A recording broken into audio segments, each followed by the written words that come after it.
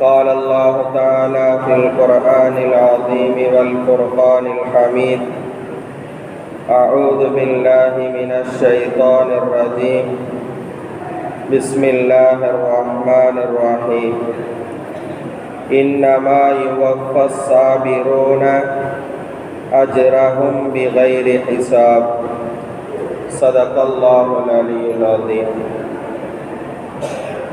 அன்பிற்குரிய அல்லாஹ்வின் நல்லடியார்களே, இறை அருளால் இன்றைய தராவீஹ் தொழுகையை இனிதே நிறைவு செய்துவிட்டு இன்றைய தினம் தொழுகையில் ஓதப்பட்ட ஒரு சில வசனங்களின் கருத்துக்களை கேட்பதற்காக நாம் எல்லாம் அமர்ந்திருக்கிறோம். அல்ஹம்துலில்லாஹ். அன்பானவர்களே, இன்றைய தினம் ஓதப்பட்ட வசனங்களிலே பொறுமையாளர்களுக்கு அல்லாஹ் கூலியை கணக்கின்றி கொடுப்பதாக சொல்லி காட்டுகிறார். இபாதத்துக்கள் நிறைய இருக்கிறது. தொழுகை இருக்கு, நோன்பு இருக்கு, ஜக்காத் இருக்கு, ஹஜ் இருக்கு. இது போக இன்னும் நிறைய இபாதத்துக்கள் இருக்கிறது. இந்த இபாதத்துக்களுக்கென்று இதை நாம் முறையாக செய்தால் என்ன கிடைக்கும் என்கிற கூலிகளை எல்லாம் அல்லாஹ் நிர்ணயம் செய்திருக்கிறார். ஹதீஸிலே வருகிறது, தொழுகைக்காக சொல்லப்பட்டுள்ள முறைகளை முழுமையாக சரியாக ஒரு மனிதர் செய்தால், இமாம் ஜமாத்தோடு அந்த தொழுகையை தொழுதால் 25 மடங்கு நன்மைகள் கிடைக்கிறது என்று ஒரு அறிவிப்பிலும், 27 மடங்கு நன்மைகள் கிடைக்கிறது என்று இன்னொரு அறிவிப்பிலும் சொல்லப்பட்டிருக்கிறது.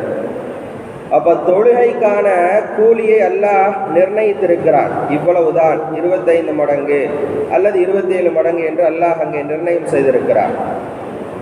அதே போன்றுதான் நோன்பு என்கிற இபாதத்தை நாம் எடுத்துக்கொண்டால், நோன்பு சரியாக அல்லாஹ் சொன்ன மாதிரி எந்த விதமான தீய பேச்சுக்களும் தீய காரியங்களும் இல்லாமல் சரியான முறையிலே அதை நாம் நிறைவேற்றினால் அதற்கு அல்லாஹ் தருகிற கூலி அஸ்ஸௌமுலி வ அன அஜ்ஸிஉ பிஹி, நோன்பு எனக்குரியது, அதற்கு நானே கூலியாக ஆகிவிடுகிறேன் என்று அல்லாஹ் இங்கே நோன்பிற்கான கூலியை நிர்ணயம் செய்திருக்கிறார். அதே போன்றுதான் ஹஜ் என்கிற இபாதத் இருக்கிறது. ஹஜ்ஜை முறையாக செய்தால் என்ன கிடைக்கும்? மன் ஹஜ்ஜ லில்லாஹி லம் யர்ஃபுஸ் வ லம் யஃப்ஸுக் ரஜஅ கயௌமின் வலதத்ஹு உம்முஹு. தீய வார்த்தைகளும் தீய செயல்களும் இல்லாமல் முறையாக நிறைவேற்றப்பட்ட அந்த ஹஜ்ஜுடைய கூலி அன்று பிறந்த பாலகனை போன்று அவர் தாயகம் திரும்புகிறார் என்பதாக நபி அவர்கள் சொல்லித் தருகிறார்கள். இந்த ஹதீஸில் இருந்து ஹஜ் செய்வதற்கான கூலியை அல்லாஹ் இங்கே நமக்கு நிர்ணயம் செய்திருக்கிறார். ஆனால் பொறுமைக்கான கூலியை அல்லாஹ் அன்லிமிட்டடாக கொடுக்கிறார். தொழுகைக்காக, நோன்பிற்காக, ஹஜ்ஜிற்காக இந்தந்த கூலிகள் என்று நிர்ணயம் செய்த ரப்புல் ஆலமீன் அல்லாஹ் ஜல்ல ஷானஹு தஆலா பொறுமைக்கான கூலியை மட்டும் இதுதான் என்று, இவ்வளவுதான் என்று நிர்ணயம் செய்யவில்லை.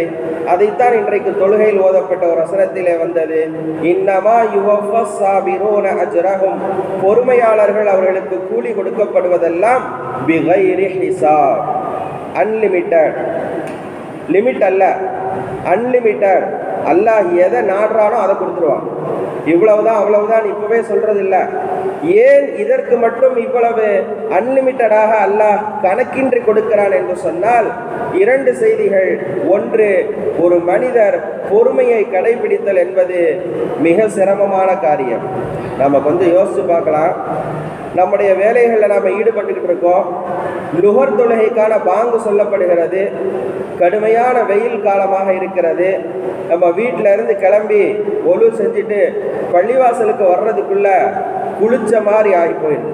அந்த அளவுக்கு கடுமையாக வெயில் இருக்கிறது. அப்போ அந்த வெயிலையும் பொருட்படுத்தாமல், தன் உடலில் ஏற்படக்கூடிய வியர்வைகளையும் பொருட்படுத்தாமல், இறைவனுடைய கட்டளை என்பதற்காக, அதை நிறைவேற்றுவதற்காக நாம் எவ்வளவு சிரமத்தை நாம் மேற்கொள்ள வேண்டியது இருக்கிறது. அதற்காகத்தான் அந்த சிரமம் அதிகமாக இருப்பதை கவனத்திலே கொண்டுதான் அல்லாஹ் அதனுடைய கூலியை கணக்கின்றி கொடுக்கிறார். குளிர்காலமாக இருக்கிறது, ஊர் ஃபுல்லாக தூங்கிட்டு இருக்கோம். உலகமே தூங்கிட்டு இருக்கோம்.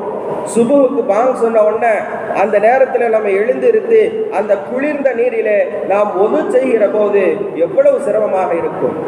சாதாரணமாக அதை பொறுத்து கொள்ள முடியாது. யாருக்கு அல்லாஹுடைய கட்டளைகளை நிறைவேற்ற வேண்டும் என்கிற உறுதி யாரிடத்தில் இருக்குமோ அவர்களுக்கு அது தூரமானதாக தெரியாது, அது சிரமமாக தெரியாது. எனவேதான் அதிகாலை நேரத்திலே கடுமையான குளிரையும் பொருட்படுத்தாமல் அங்க அந்த குளிர்ந்த நீரிலோ அல்லது ஹீட்டர் மாதிரி ஏதாவது ஒன்றை வச்சு சுடுதண்ணியை கொதிக்க வைத்து ஒது செய்துவிட்டு இறைவனுடைய கட்டளையை நிறைவேற்றுவதற்காக என்று அவர் தொழுகைக்கு வருகிற போது ஏராளமான சிரமங்களை சந்திக்கிறார். அந்த சிரமங்கள் அதிகம் இருப்பதன் காரணமாகத்தான் ரப்புல் ஆலமீன் அல்லாஹ் ஜல்ல ஷானஹு தஆலா அதனுடைய கூலியையும் கணக்கின்றி கொடுக்கிறார். நபி அவர்கள் வேறொரு ஹதீஸிலே சொன்னார்கள், அல் அஜ்ரு அலா கத்ரி மஷக்கத்திஹா.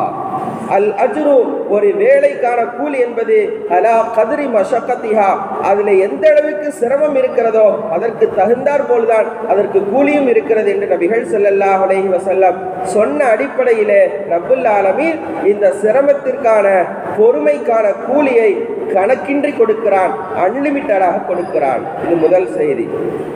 இரண்டாவதாக, இந்த பொறுமை என்கிற இபாதத் இருக்கிறது, அந்த பொறுமைக்கு கால அளவு கிடையாது, எல்லை என்பது கிடையாது.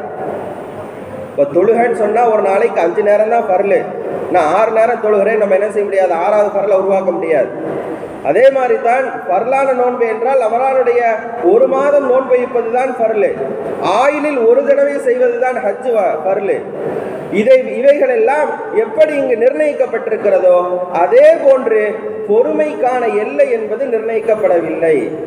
நான் 1 வருஷம் பொறுமையா இருந்துட்டேன், 2 வருஷம் பொறுமையா இருந்துட்டேன், 7 வருஷம் பொறுமையா இருந்துட்டேன், 10 வருஷம் பொறுமையா இருந்துட்டேன், அல்லாஹ் சொன்ன பொறுமையை நான் கடைபிடிச்சிட்டேன் என்று ஒரு மனிதர் வாதிட முடியாது.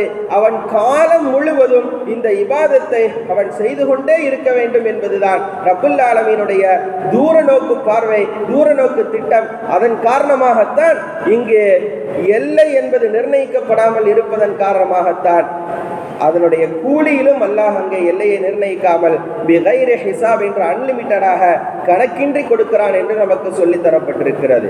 மற்ற இபாதத்துக்கள் எல்லாம் இத்தனை வக்துகள் நீங்கள் தொழுதுவிட்டால் போதும் என்று சொல்லப்பட்டிருக்கிற போது பொறுமைக்கு என்பது அது எல்லை என்பது நிர்ணயிக்கப்படவில்லை. நான் இத்தனை வருஷமா பொறுமையா இருந்துட்டா அதுக்கு மேல நான் விருப்பப்பட்டு என்னன்னாலும் செஞ்சுக்கலாம் என்பதல்ல.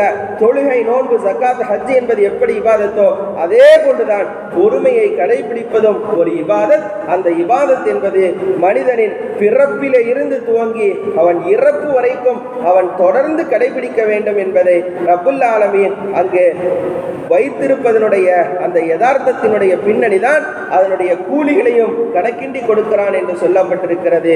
தமிழிலே நம் முன்னோர்கள் அழகாக ஒரு வார்த்தையிலே சொன்னார்கள், பொறுமை கடலினும் பெரிது. பொறுமை கடலினும் பெரிது. கடல் ஏற்கனவே ரொம்ப பெருசு, அந்த கடலை எல்லாம் விட ஏன் இங்கு பொறுமையை, உலகத்திலே எத்தனையோ பொருட்கள் இருக்க அங்கு கடலுக்கு ஒப்பிட்டு சொன்னார்கள் என்று சொன்னால், கடலுடைய நீளத்தை அளப்பது என்பது அதை அளப்பது என்பது சிரமம்தான். அதே போன்றுதான் பொறுமையை கடைபிடிப்பது என்பதும் பொறுமைக்கு என்றும் ஒரு எல்லை என்பதை நாம் நிர்ணயித்து விட முடியாது.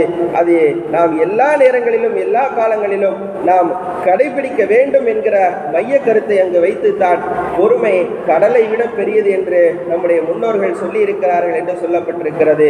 இன்றைக்கு அந்த வசனங்களைத்தான் ஓதப்பட்டது. நாம் புரிய வேண்டிய செய்தி இதுதான்.